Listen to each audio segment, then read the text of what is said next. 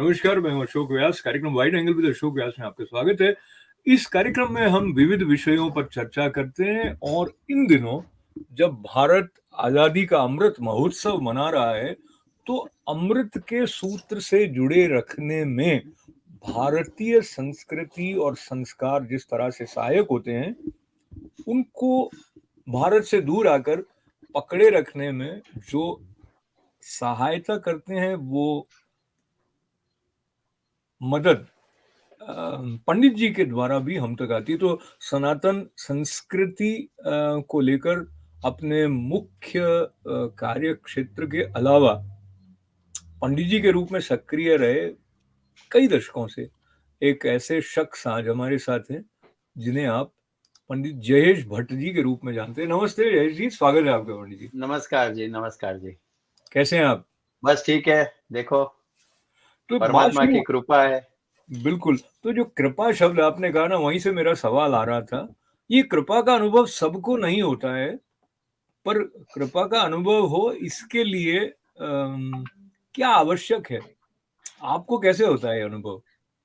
देखिए, कृपा एक ऐसी चीज है ना कि जो हमारे भगवान से मांगने से नहीं मिलती है, लेकिन जो हमारा व्यवहार रहता है जिंदगी के प्रति। जैसे भगवान ने हमको जन्म दिया, तब एक ढांचे में हमारा शरीर बनाकर भगवान ने पृथ्वी पर रख दिया और भगवान ने एक छोटा सा आत्मा दे दिया शरीर को चलाने के लिए। और ये जब भगवान ने सृष्टि की रचना की, ये जीव पृथ्वी पर आए, तब से लेकर के भगवान ने ये जीव को जीवन कैसे जीना है, ये सब चीजें हमको वेदों के द्वारा, व्यास जी के द्वारा हमारे सामने हैं। तो उनका जब हम अनुकरण करते हैं, हमारे जीवन में उसको उतारते हैं, उसी के बताए रचे रास्ते पे जीवन को इधर-उधर घुमाते रहते हैं, तो परमात्मा की प्रसन्नता अपने आप ऐसे ही प्राप्त हो जाती है। ये परमात्मा की जो प्रसन्नता की बात है, इसके साथ-साथ जो संस्कार हैं, उनका महत्व हमारी संस्कृति में रहा है। और आप पंडित जी के रूप में जब न्यूयॉर्क आने के बाद भी सक्रिय रहे हैं, तो पहले तो आप बताइए कि कैसे आपकी शास्त्रों में रुचि हुई? पारिवारिक रूप से है, और जब आप छोटे थे तो आपको सचमुच रस आ जाता था या कोई आपको बाध्य करते थे कि शास्त्र पठन करने के लिए? नहीं, हमारा परिवार ब्राह्मण जन्म में ही पैदा हुआ है और हम लोग ओरिजिनल राजस्थान मेवाड़ से हैं, लेकिन हमारे दादा परदादा वो लोग राजस्थान मेवाड़ से गुजरात में आके बसे और हमारी जो पीढ़ी है वो गुजरात में बस गई। लगभग 3-4 पीढ़ी तो गुजरात में बसी है, उसके पहले वाली राजस्थान मेवाड़ में है। जो हमारे राजस्थान मेवाड़ के जो एकलिंग जी दादा है, जे शिव जी का राजस्थान का लोकल स्वरूप है, उसका हम लोग डिवोटीज है। एकलिंग जी जो शिव जी का हमारा मंदिर भी है अहमदाबाद में, वो हमारी सेवा पूजा बरसों से हमारे घर में ही हमारे परिवार से ही चलती है। तो वो ये सब एक ऐसा माहौल हुआ कि हम लोग धार्मिकता से जुड़े हुए बरसों से रहे। जब से पैदा हुए तब धार्मिकता में ही पैदा हुए हैं। पंडितों आते जाते रहे, मंदिरों में सेवा पूजा होती रही, उत्सव मनाते रहे। तो ये सब हमारे संस्कार में जुड़ते ही गए, जुड़ते ही गए, जुड़ते ही गए। तो है, जय जी, फिर थोड़ा विद्या अभ्यास हुआ, विद्या अभ्यास के बाद भी हमारा ये जो धार्मिक जो अटैचमेंट था, जो जुड़ाव था, वो वही का वही रहा। उसमें कोई छेड़छाड़ नहीं हुई और कोई परिवर्तन नहीं हुआ। तो जय जी, ये आपके विषय से थोड़ा अलग अलग हटके मैं आजकल कई लोगों से सुनता हूँ, वो कहते हैं धार्मिक मैं नहीं हूँ, मैं आध्यात्मिक हूँ।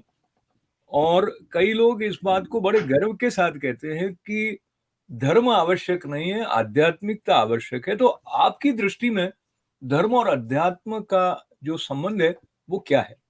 अच्छा, धर्म जो है वो आप जैसे जीवन जीते हो, वो जीवन में जो रूल्स रेगुलेशंस आपने एस्टैब्लिश किए हैं कि मैं इस स्वभाव का आदमी हूँ, मैं इस माहौल में जुड़ा हुआ हूँ, मैं इस कार्य क्षेत्र में रहा हुआ हूँ। तो इन सब चीज़ों को आप जब करते हैं प्रैक्टिकल लाइफ में, इसको धर्म कहते हैं। अध्यात्म क्या है? कि अध्यात्म आप धर्म से जब विखलित हो जाते हो, धर्म से आपकी जो ट्रैक है वो जब छूटने लगती है, आपको ये एहसास होता है कि ये जो मेरा कार्य क्षेत्र था, वो ये जो मेरे संस्कार थे और जो मेरा इस राह पे चलना था, वो थोड़ा टेढ़ा-मेढ़ा हो गया। तो वो उस टेढ़े-मेढ़े रास्ते को फिर वापस धर्म के रास्ते पे लाने के जो तरीके हैं, उसको हम आध्यात्म कहते हैं। तो जो आपकी परिभाषा अध्यात्म की है और जो मैं समझता हूँ उसमें भी अंतर है, और स्वाभाविक है कि अलग-अलग ढंग से हो सकता है। पर मैं ऐसा समझता था कि जो सूक्ष्म स्तर पर, अनुभूति के स्तर पर, जो सब एक हैं, इस भाव को जहाँ से हम छूते हैं, और जो आत्मा के संबंध में हमारा चिंतन है वो अध्यात्म के साथ जुड़ा हुआ है, मैं ऐसा मानता था। और मुझे लगता है कि जो धर्म के स्वरूप, जैसे कि आप संस्कार इत्यादि संपादित करते हैं, वो हमें अपने भीतर थोड़ा अधिक संवेदनशील बनाते हैं कि जो कृपा की बात हम कर रहे थे, उसका अनुभव आपके लिए खुल सके। तो मेरी व्यक्तिगत रूप से, मेरी दृष्टि में धर्म आध्यात्मिक होने और बने रहने में सहायक है। पर जैसे आपने कहा कि किस मनुष्य का स्वभाव कैसा है, उसके अनुसार वो अलग-अलग रूप में एकत्व की तरफ बढ़ सकता है, ऐसा प्रावधान हमारी संस्कृति में रहा है। उसको लेते हुए संस्कारों का जो महत्व, आप, क्योंकि आपने कई लोगों को संस्कारित किया है, कई यज्ञोपवीत संस्कार किए हैं, विवाह संस्कार इत्यादि किए हैं। तो बताइए कि जो ये संस्कार हैं वो कितने महत्वपूर्ण मूल रूप में रहे हैं, और आज जिस युग में हम हैं उसमें उनका क्या महत्व है? देखिए, संस्कार है तो संस्कार जीवन को प्राप्त होते हैं। जैसे ही आपका जीवन मिल गया, प्रभु परमात्मा की कृपा हो गई, जीवन की शुरुआत हो गई, माता-पिता के शरीर से एक और शरीर आता है। तो उस शरीर के लिए भगवान ने जो-जो संस्कार बनाए हैं, वो सारे संस्कार जीवन के लिए ज़रूरी है। चाहे लोग माने न माने, लेकिन संस्कार तो वही है ही है। जैसे एक स्ट्रक्चर होता है कि भई ये हम लोग ट्रेन की यात्रा करें कि ना करें, हम लोग कोई भी चीज़ का यूज़ करें कि ना करें, लेकिन वो चीज़ यूज़ करने के लिए वही है, वो निर्धारित हो गई। जैसे ये शरीर है, निर्धारित हो गया, चाहे उसमें आप संस्कार रखो या ना रखो। जैसे ही शरीर की प्राप्ति हो गई, वो कार्यरत हो जाता है। अब संस्कार क्या है कि संस्कार वही चीज को आपके ऊपर जो आप यूज करते हो वही शरीर को, लेकिन वो शरीर में एक विशेष तत्व जो दैवी तत्व है उसका जुड़ जाना, तो वो शरीर को जो कार्यरत करता है उससे विशेष स्वरूप में कार्यरत करवाने का आपको अधिकार प्राप्त होता है। जैसे कि शरीर में जो भी चीज है वो सारी संस्कारित होके हमको प्राप्त होती है। तो ये शरीर का जो वो यूज करने का तरीका है, जिसने संस्कार लिए हैं और जिसने संस्कार नहीं लिए, दोनों उसी तरह से उस शरीर का संचालन करते हैं। लेकिन जो संस्कार लेकर के शरीर का संचालन करता है और जो बिना संस्कार के शरीर का संचालन करता है, उसमें एक फ़र्क रहता ही है। जो फ़र्क उसी को महसूस होता है और जिसने संस्कार लिए हैं और जिसने संस्कार नहीं लिए हैं। उसी को ठीक है, महसूस होता है। जी, जी। जो आपने भोजन कहा की ना, थाली रखी हुई है। हुँ, अब हुँ। वही सब्जी और रोटी मैं अलग टेस्ट से, अलग सैटिस्फैक्शन से खाता हूँ और वही सब्जी की थाली और रोटी आप अलग सैटिस्फैक्शन से, अलग तरीके से, अलग टेस्ट से, स्वाद के हिसाब से खाएँगे। तो यही जो डिफरेंस होता है, यही संस्कार में और बिना संस्कार वाले शरीर में रहता है। जो आपने बात कही बहुत सुंदर बात है। इसको लेते हुए मुझे ऐसा स्मरण आता है कि संस्कारित होने का संबंध ये है कि आप अपने आप को कैसे अपना रहे हैं, परिस्थितियों को कैसे अपना रहे हैं, और उस क्रम में जैसे हमारे सनातन संस्कृति में सुबह उठकर धरती माँ को वंदन करने का जो एक प्रावधान है, वो भी एक प्रकार का संस्कार है, जिसको लेके आप कृतज्ञता का भाव लेके प्रकृति का सम्मान करते हैं। तो प्रकृति का सम्मान करने के साथ-साथ सभी जीवों में दिव्य तत्व के दर्शन करने वाली जो बात है, वो एक सहज रूप में शांति और समन्वय की तरफ ले जाती है। आपको क्या लगता है इस दिशा में आगे बढ़ने में मुख्य चुनौतियाँ क्या हैं? अच्छा, इस दिशा में आगे बढ़ने में मुख्य चुनौतियाँ है, ये समय की है। जब जैसे-जैसे ये युग परिवर्तन आता है, जैसे-जैसे समय का बदलाव आता है, जैसे-जैसे ये सब अलग-अलग चीज़ें हमारे सामने आती है, तो जो मनुष्य का मन है वो थोड़ा-सा चंचल बनाया हैं? यही इसीलिए आपने अभी पहले बताया कि अध्यात्म जो आत्मा से जुड़ा हुआ हैं? आत्मा तो है, आत्मा के ऊपर हमारा कंट्रोल नहीं है, वो तो एक वो इन्फिनिट ऑब्जेक्ट है जो हमारे शरीर में है ही है। लेकिन ये जो मन है, ये चंचल है? ये मन जिस-जिस डायरेक्शन में जाएगा, आत्मा उसको फॉलो करेगी। अब जब हमारे सामने इतनी सारी चीज़ें आजकल के दिनों में आती है, तब मन को मक्कम बना करके जो हमारे आध्यात्म और धार्मिक जीवन में जुड़ा रहना, जो संस्कारिक जीवन है, जिसमें जुड़ा रहना, जिसी से मन की शांति और आत्मा की शांति दोनों मिलती है, ये आजकल के समय में थोड़ा-सा असंभव हो गया है। और इसी के कारण हम लोग हमेशा कहते रहते हैं कि ये बनाई हुई भगवान की माया है, भगवान की रचना है। लेकिन ये माया आपको अपनी ओर ज़्यादा से ज़्यादा खींचती रहती है और हमको हमारा मन और आत्मा से कंट्रोल हमारा छूटता जा रहा है, ऐसा महसूस होता है। तो मन पर नियंत्रण रहे इस दृष्टि से मंत्रों के महत्व पर भी बहुत जोर दिया गया है। आपने हाँ। स्वयं कभी अनुभव किया है कि आपने कोई अनुष्ठान किया हो जिसके लिए जब आप मंत्रोच्चार करते हैं, चाहे कोई हवन करा रहे हैं, यज्ञ करा रहे हैं, तो आपकी जो अंदर की अनुभूति और स्थितियों के लिए प्रतिक्रिया करने वाला जो ढंग है, उसमें कुछ रूपांतरण होता है? हाँ, रूपांतरण बिल्कुल होता है।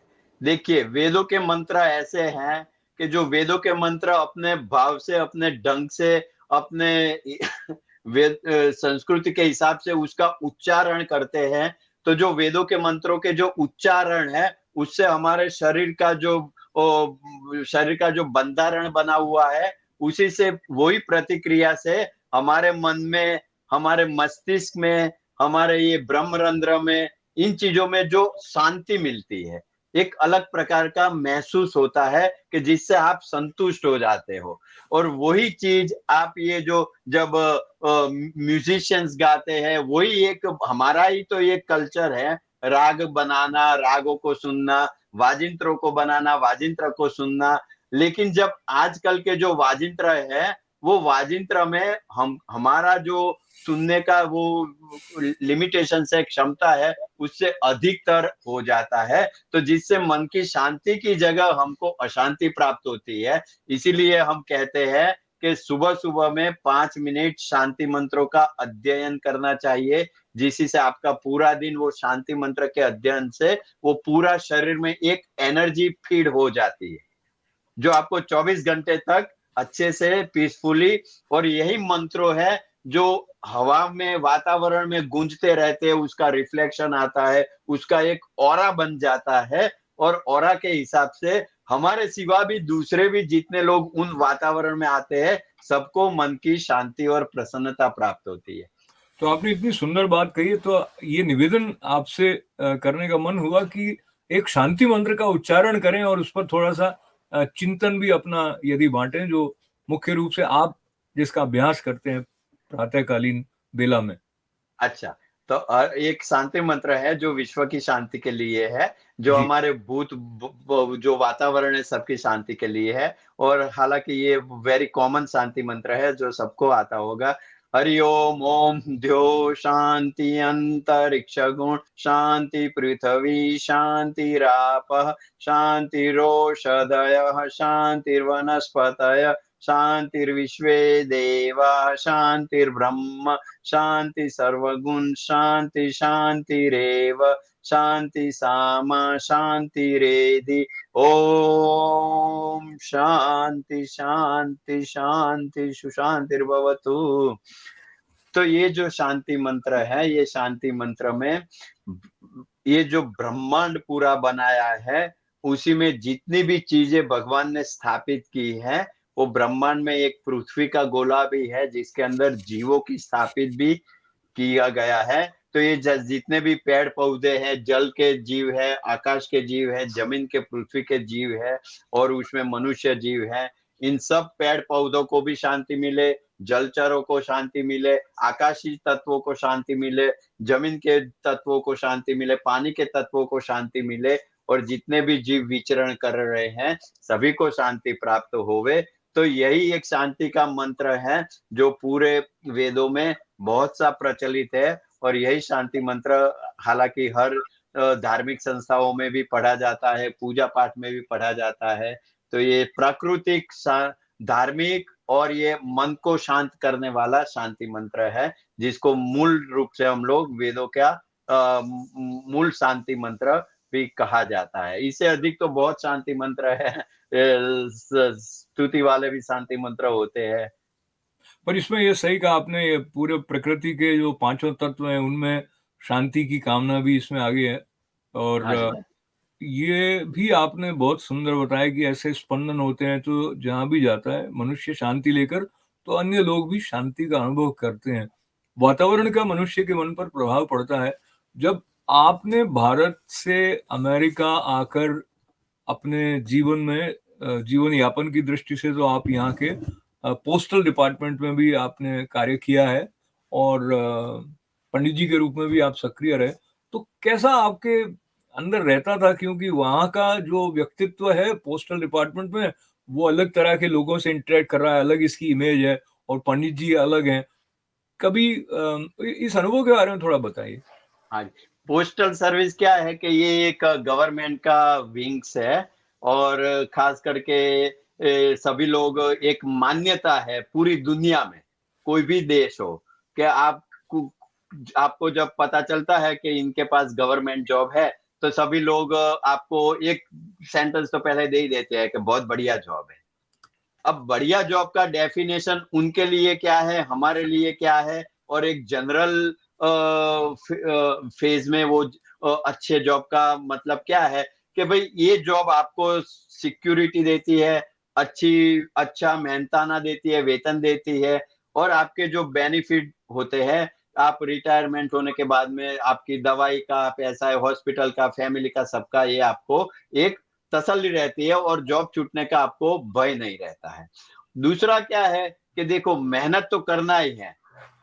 जब आपने मनुष्य शरीर लिया तो आपके ऊपर परिश्रम का तो भार रहता ही है। अब चाहे आप धनिक परिवार से जुड़े हुए हो, या गरीब परिवार से जुड़े हो, या मध्यम वर्गीय परिवार से जुड़े हुए, लेकिन पैसों की हर एक आदमी को जरूरत पड़ती है। पैसा जिसको हम चलन कहते हैं, अलग अलग जमाने में अलग अलग चलन रहता था। आज के जमाने में पैसे का चलन है, तो गवर्नमेंट का एक स्थायी चलन हमारे पास आता है, और हम मेहनत करके वही चलन को घर ले आते हैं, और उसी से हमारा घर परिवार का खर्चा निभाते रहते हैं। अब काम है तो काम में थोड़ा दखल अंदाजी रहता है, थोड़ा ऊपर नीच होता है। कई बार आप काम करने से राजी है तो आप कस्टमर्स को बड़ी प्रसन्नता से अपनी कार्य की जो प्राप्ति है वो संतुष्टि से करवा सकते हो। जब आप खुद ही अंदर से परेशान हो और फिर आप संतुष्टि के लिए जूझ रहे हो, तभी में आपका 5-25 कस्टमर से डिससैटिस्फैक्शन हो जाता है।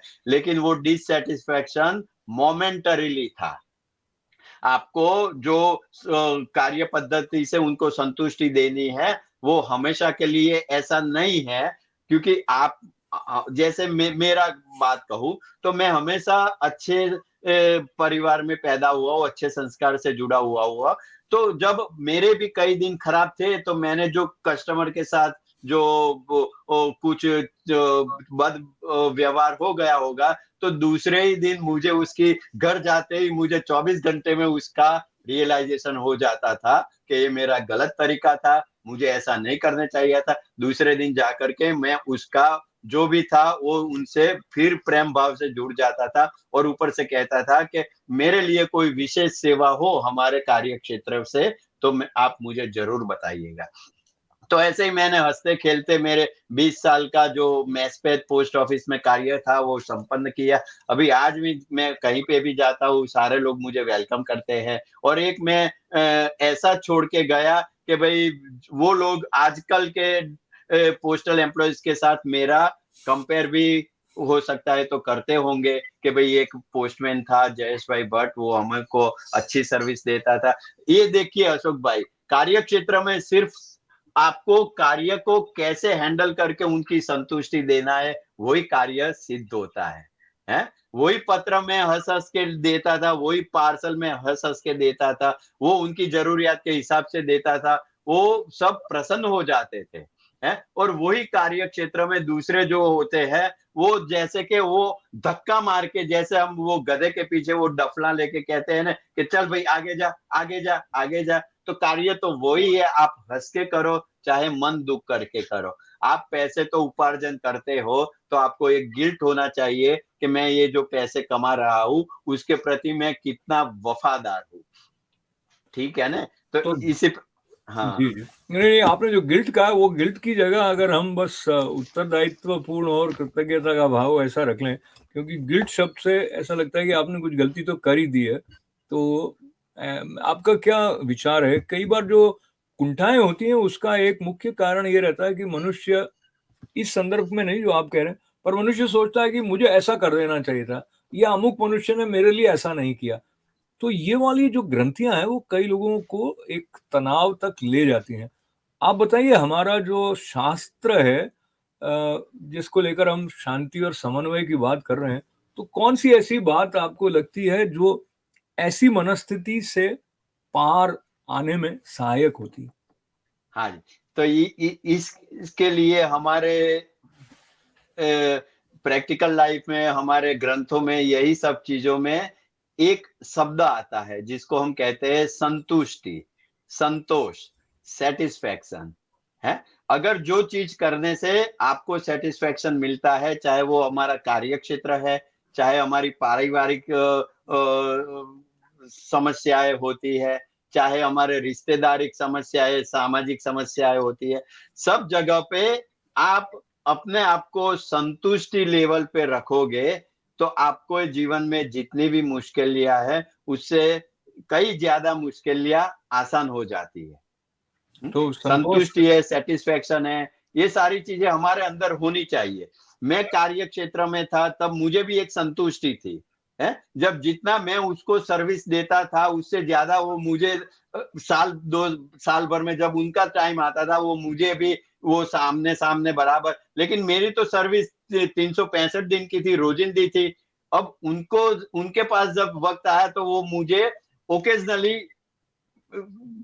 संतुष्ट करने का वक़्त आया, लेकिन फिर भी मैं तो संतुष्ट था।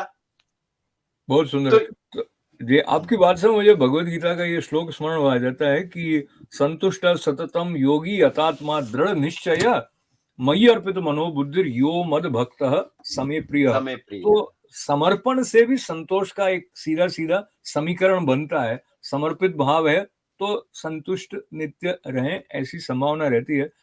चलते चलते पंडित जयेश भट्ट जी, आपको धन्यवाद देने से के साथ साथ मैं ये पूछना चाह रहा हूँ कि आपका जो अनुभव है, उसके आधार पर आने वाली पीढ़ी का सनातन संस्कारों के प्रति और जो ये एक जीवन की संरचना है जिसका भारत की संस्कृति के साथ संबंध है, उसकी तरफ उनका कितना झुकाव आप देखते हैं?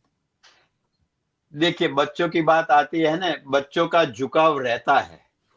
बच्चों का हमारे साथ में मिलना-जुलना, हमारे साथ आना-जाना, बातचीत करना, ये सब जो पूजा विधि है, त्योहार वगैरह है, सब में इन्वॉल्वमेंट रहता है।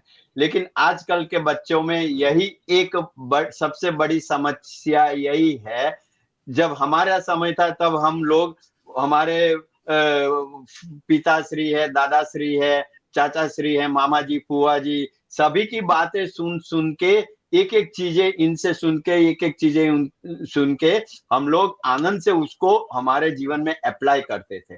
आजकल के बच्चों में क्या है कि जो हमने बताया, वो उसका उस चीज़ को वो लोग अपने आँखों से या अपने अनुभव से वो प्रूफ देखना चाहते हैं।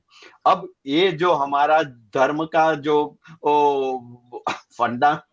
फंडामेंटल्स है, जिसके ऊपर धर्म को रचाया गया है, ये ऐसी चीज है कि हमारे हाथ में कोई ऐसी प्रूफ नहीं है कि ये लाइट ऑन करने से लाइट हो गई। देखो, अब हम लोग भगवान गणेश जी की पूजा करने में हम लोग उसके बताए विधि विधान से सिर्फ पूजा ही करवा सकते हैं।